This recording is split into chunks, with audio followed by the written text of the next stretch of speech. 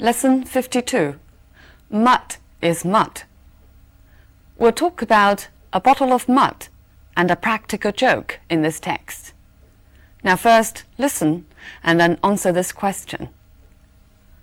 Why did Harry decide to give up his little game? Harry 为什么决定放弃他的小小的恶作剧？ My cousin Harry keeps a large, curiously shaped bottle on permanent display in his study. Despite the fact that the bottle is tinted a delicate shade of green, an observant visitor would soon notice that it is filled with what looks like a thick, greyish substance. If you were to ask Harry what was in the bottle, he would tell you that it contained perfumed mud. If you expressed doubt or surprise, he would immediately invite you to smell it, and then to rub some into your skin. The brief experiment would dispel any further doubts you might have. The bottle really does contain perfumed mud. How Harry came into possession of this outlandish stuff makes an interesting story, which he is fond of relating. Furthermore, the acquisition of this bottle cured him of a bad habit he had been developing for years. Harry used to consider it a great joke to go into expensive cosmetic shops and make outrageous requests for goods that do not exist. He would invent fanciful names on the spot. On entering a shop, he would ask for a new perfume called Scented Shadow, or for insoluble bath cubes. If a shop assistant told him she had not heard of it, he would pretend to be considerably put out. He loved to be told that one of his imaginary products was temporarily out of stock, and he would faithfully promise to call again at some future date. But of course, he never did. How Harry managed to keep a straight face during these performances is quite beyond me. Harry does not need to be prompted to explain how he bought his precious bottle of mud. One day, he went to an exclusive shop in London and asked for Myrolite. The shop assistant looked puzzled, and Harry repeated the word, slowly stressing each syllable. When the woman shook her head in bewilderment, Harry went on to explain that Myrolite was a hard, amber-like substance which could be used to remove freckles. This explanation evidently conveyed something to the woman, who searched shelf after shelf. She produced all sorts of weird concoctions, but none of them met with Harry's requirements. When Harry put on his act of being mildly annoyed, the assistant promised to order some for him. Intoxicated by his success, Harry then asked for perfumed mud. He expected the assistant to look at him in blank astonishment. However, it was his turn to be surprised, for the woman's eyes immediately lit up, and she fetched several bottles which she placed on the counter for Harry to inspect. For once, Harry had to admit defeat. He picked up what seemed to be the smallest bottle and discreetly asked the price. He was glad to get away with a mere £20, and he beat a hasty retreat, clutching the precious bottle under his arm. From then on, Harry decided that this little game he had invented might prove to be expensive. The curious bottle, which now adorns the bookcase in his study, was his first and last purchase of rare cosmetics. So why did Harry decide to give up his little game? Well, because he thought it might prove to be too expensive. What is Harry's little game, or practical joke? He loved to make fool of the assistants of expensive cosmetic shops by asking for non-existent cosmetics. How did he give up then? The text tells us in the last paragraph, just for once, when he asked for perfumed mud, the shop indeed had it. Though it was not expensive, this incident cured him of the bad habit because he thought it might cost too much. The end of the text tells us that the bottle is being displayed on the bookcase in his study. We knew that already from the very first paragraph. Harry would invite everybody to try to prove that mud is mud, just as the title goes. Right, we'll first look at some language points in the text. The bottle is tinted a delicate shade of green. Delicate means not strong in color or in smell. Let's look at more examples. We chose a delicate color for our bedroom curtains. 我们为卧室的窗帘选了一种淡颜色。The wine has a delicate fruity flavor. So here delicate means not strong in smell. 有一种淡淡的水果香味儿。A delicate shade of green. Shade here means a degree of green. Look at these examples. What shade of lipstick do you use? Here shade means what degree of color of lipstick do you choose? Everything is black or white for him. There are no shades of gray. Means everything is an extreme for him. 事物对他来讲非黑即白，没有中间地带。No shades of gray is a fixed saying in English. There are several shades of meaning in that sentence, which means there are several levels of meaning in the sentence. This brief experiment would dispel any further doubts you might have. Dispel means remove.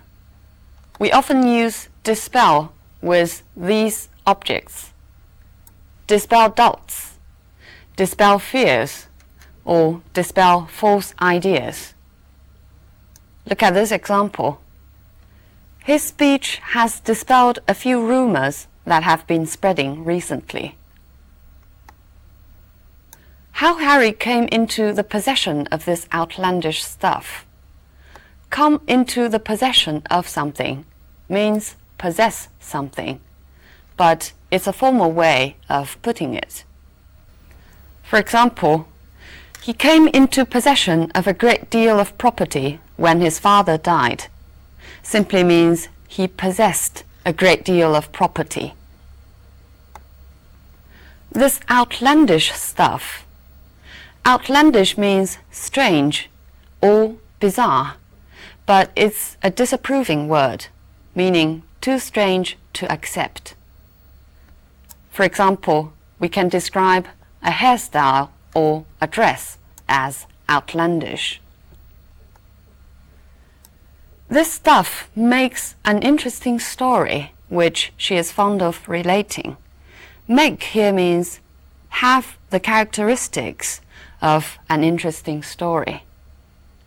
Look at more examples. It's a novel that would make a great film, which means this novel can be made into a great film. I don't think he will ever make a good doctor, which means he doesn't possess such qualities to become a good doctor. The acquisition of this bottle. Acquisition is the noun. Its verbal form is acquire. So acquisition means the thing you have bought. For example, the painting is the National Gallery's latest acquisition. 这幅画是国家美术馆的最新购品。The acquisition of this bottle cured him of this bad habit. Cure somebody of some habit or a certain kind of attitude means make somebody stop having that habit or attitude.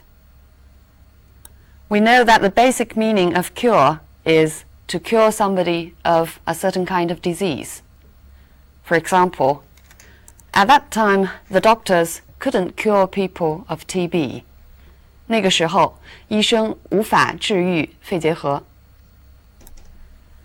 Even drinking could not cure him of his anxieties. Here, cure of means the same as the one used in the text, which is, drinking could not relieve him of his anxieties. He would invent fanciful names on the spot. Fanciful here means imaginary and unusual names. For example, a fanciful story is an unreal story or a fictitious story, 想象的故事. A fanciful design means an unusual design. He would invent names on the spot. On the spot means there and then, 当场. Let's look at more examples. She was reporting the accident on the spot, which means she was making a live report, 在做现场报道. He was caught without a ticket and was fined on the spot. He was fined there and then, 当场被罚款. His imaginary products. Imaginary means not existing in reality, something imagined. We know that imaginative and imaginable are also adjectives of imagine. What is the difference among the three adjectives? Let's look at these examples. All the characters in the book are imaginary, which means all the characters do not exist in reality. They are fictitious. 想象的，虚构的. The child is quite imaginative. Imaginative means good at imagination. 富有想象力的. Our school offers courses in every imaginable subject. Every subject that can be imagined. 可以想象到的. Out of stock means not being sold. 没有存货了. 有货就是 in stock. For example, the new edition of the dictionary is in stock in major bookshops, or is out of stock in major bookshops. 新版的字典在主要的书店中有货或者没有货. He would faithfully promise to call again. Faithfully here means firmly. Let's look at one more example. He faithfully promised that he would never tell anybody about it, which means he firmly promised that he wouldn't do that. Faithfully is often used to go together with these verbs. Let's look at these examples. She always faithfully follows her boss's instructions. Loyally follows everything his boss says. He has served the family faithfully for 30 years. He has served the family loyally for 30 years. He would faithfully promise to call again. Call here means to make a visit again. Let's look at these examples. The postman called when we were out.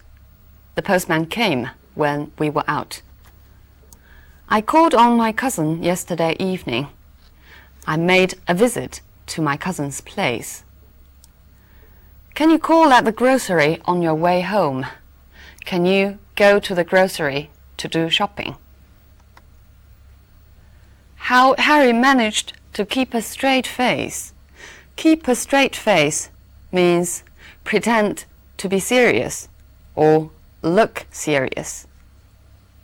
We can also use straight-faced as an adjective, meaning serious-looking. For example, he was so straight-faced when he told the story that I just presumed it was true. He looked so serious. Harry does not need to be prompted to explain how he bought this. Be prompted means be evoked. So here the sentence actually means you don't need to ask Harry. He would volunteer to tell you about this. Let's look at more examples of prompt. The recent incident prompted him to call a meeting of the staff. The recent incident caused him to call a meeting. Seeing the children in the park prompted thoughts of his own sons, which means seeing the children in the park made him think of his own sons. Yes, he prompted the student. Prompted here means he tried to give some clue to the student. 提醒. It's forbidden to prompt a witness in court. 法庭上不能提示证人. He went to an exclusive shop. Exclusive here means accessible to only rich people. We can often use exclusive in this sense to describe a restaurant or a hotel. This explanation evidently conveyed something. Convey something means express meaning. Let's look at these examples. I want to convey my apologies to all of you. I want to express my apologies. He tried to convey in his speech how grateful he was for our help, which is to express gratitude. His tone conveyed a sense of urgency. Notice that here convey means indicated, not exactly the same as the usage in the former two sentences. She produced all sorts of weird concoctions. Produce here means to bring out, especially to bring out in order to show to somebody. For example, quite unexpectedly, he produced a beautifully wrapped present from his bag.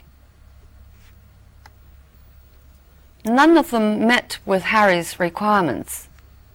Meet with somebody's requirements means to satisfy the requirements. For example, the manufacturer is unable to meet with the market demand. 厂家无法满足市场需求. The senator's suggestion met with widespread opposition. So meet with can also be used to express, get certain kind of reaction. 他的建议遇到了广泛的反对. When Harry put on his act of being mildly annoyed, this is actually a repetition of another sentence in the text. He would pretend to be considerably put out, because put out also means to be annoyed. Now coming back to put on. Put on, the basic meaning is to perform. For example, they are putting on a new play or a new concert. So from that basic meaning, put on can mean pretend. For example, why are you putting on that silly face or that silly expression?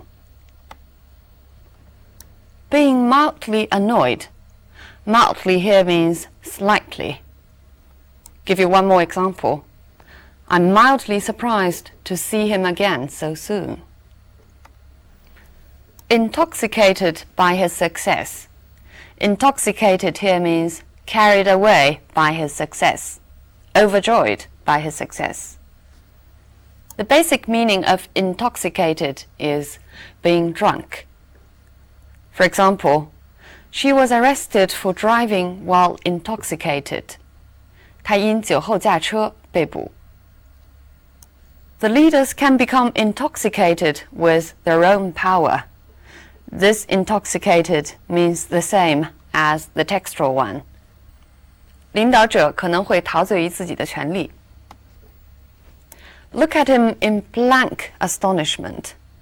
Blank here means not understanding. For example, my questions were met with blank stares. They stared at me, showing that they didn't understand. Most of the time, she just had a blank expression. Blank here means not interested. For once, Harry had to admit defeat. For once means quite unusually. For example, For once, he offered to buy me a drink, which indicates that usually he didn't pay. Just for once, she's being nice to me, again indicating that usually she's not nice to me. Harry had to admit defeat. Admit defeat is a fixed expression, 认输. For example, I thought I could mend my broken radio myself, but soon I had to admit defeat. I couldn't do that. He picked up what seemed to be the smallest bottle and discreetly asked the price. Discreetly means cautiously. Look at one more example.